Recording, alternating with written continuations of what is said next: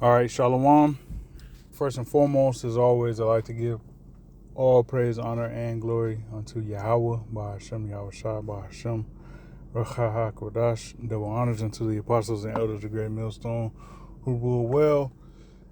Salutations to Ma'ah Arabai Alap, that is to say 144,000. All right, Shalom to the 144,000, elect. So I'm coming back with another lesson, and this will be fairly quick. And I just want to get into the God complex. All right, now the heathen, when they get into a position of rulership, from time to time, you'll see how they suffer from a God complex. Okay, and there's anybody is subject to that demon, that God complex demon. All right, but the heathen exemplify that on a whole nother level, and we're seeing that with Esau Edom right now. All right, you got Eagle Face sitting up in office as president. All right, Donald Trump in office as president, and you have actual U.S. citizens, Edomites, that worship him as a god. All right, and that's nothing new. All right, this has always happened throughout history. All right, so let me get this account in the book of Judith, chapter 3, dealing with Nebuchadnezzar, and Holofernes, his general. So, starting here in Judith 3:6, it says, Holofernes led Nebuchadnezzar's army down to the Mediterranean coast. He stationed guards in all the walled towns and selected certain local men in each of the towns as reserve troops.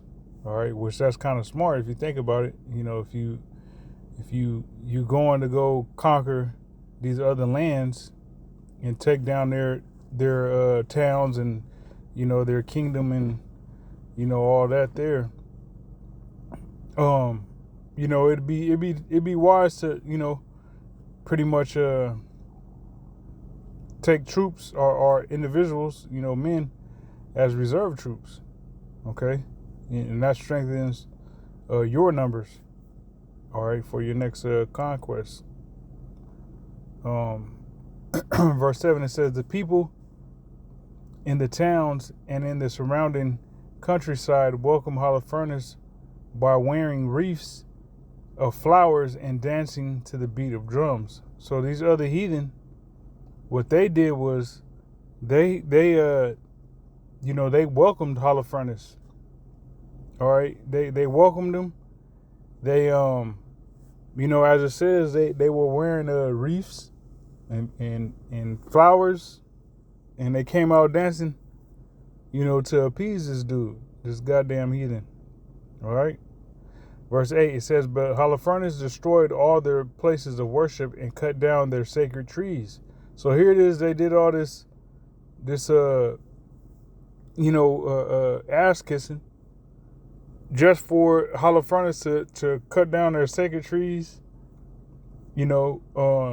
destroy their places of worship. Okay. Midway through verse 8, it says, he had been ordered to destroy all the gods of the land so that all nations and tribes would worship only Nebuchadnezzar and pray to him as a god. Okay?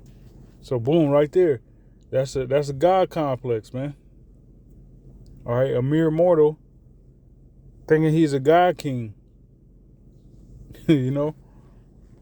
Just to end up dying eventually. All right. Now the heathen will go along and be on board with that. But that's for Israel, that's not something we do. Okay? So let me grab my next precept. And this is Judith 6:1. And by the way, this is GNT, Salaki. I should have said that at the start of this, but this is in a GNT Judith 6:1. All right, Judith in the Apocrypha, in the G&T version. It says, when the noise of the crowd around the council had subsided, Holofernes spoke to Achor in front of the entire group. Those from the Mediterranean coast, the Moabites and the Ammonite mercenaries, Achor, who do you think you are, acting like a prophet? Who are you to tell us not to go to war against the Israelites because some God will defend them? All right. So this is Holofernes talking to Achor, because when you read chapter 5, Achor had went through the history of Israel, how we migrated from the east, Ur the Chaldees, and or Babylon, our forefather Abraham, and how, he went to the land of Canaan and so on and so forth. So he broke down the history and pretty much let Holofernes know that if there's iniquity found in Israel, then the Most High won't protect us, and it'll be an easy, victory for him. All right, but if there's no iniquity found in the nation of Israel, it's going to go all bad for him. So he pretty much went through that history, and at the end of that, they wanted to kill this dude, this Ammonite.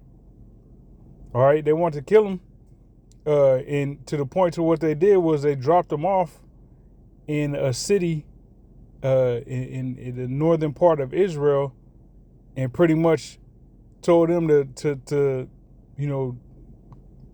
die with the Israelites, pretty much, because in Holofernes' mind, he was going to conquer the Israelites, and upon that conquest, or not conquest, but the conquering of Israel, what he was going to do was put Holofernes to death as well. Put the Ammonite Achor to death as well. Okay, but we don't worship these other nations' gods. We serve a living power, a single power.